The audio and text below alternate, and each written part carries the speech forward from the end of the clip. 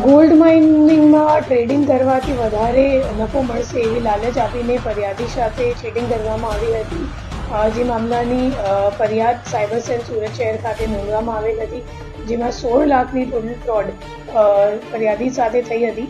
એ કેસમાં પછી જે 15 લાખ રૂપિયા જે અકાઉન્ટમાં ગયો હતો, તો એ અકાઉન્ટનો જે અકાઉન્ટ હોલ્ડર છે એ એકચ્યુઅલી કરંટ અકાઉન્ટ છે અને કરંટ અકાઉન્ટ જેના નામ ઉપર છે, તો એમની ધરપકડ કરવા માટે આપણી ટીમ હૈદરાબાદ ખાતે ગઈ હતી અને હૈદરાબાદથી આરોપીને ઝડપી પાડીને અહીંયા લઈને આવેલા છે અમે. અને જે અકાઉન્ટ છે એને જોતાં ખબર પડી કે આ કમ્પ્લેન્ટ સિવાય હજી 5 કમ્પ્લેન્ટ છે આખા ઇન્ડિયામાં જે એમાં નોંધવામાં આવી છે, જેમાં ટોટલ 3 કરોડનું ફ્રોડ સામે આવ્યું છે.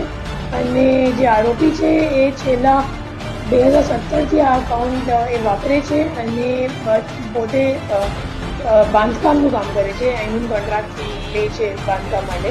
અને અત્યારે એમને કામ મળતું નથી, તો ત્યારે ફાઇનાન્શિયલ સર્વિસીસ અને ક્રાઇમમાં લાગી ગયો હતો.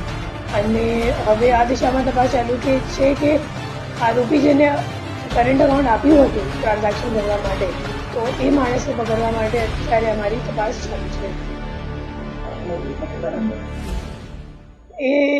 એમ તો લેયર 1માં 2 જ અકાઉન્ટ હતા, એક તો આ કરંટ અકાઉન્ટ જેમાં 15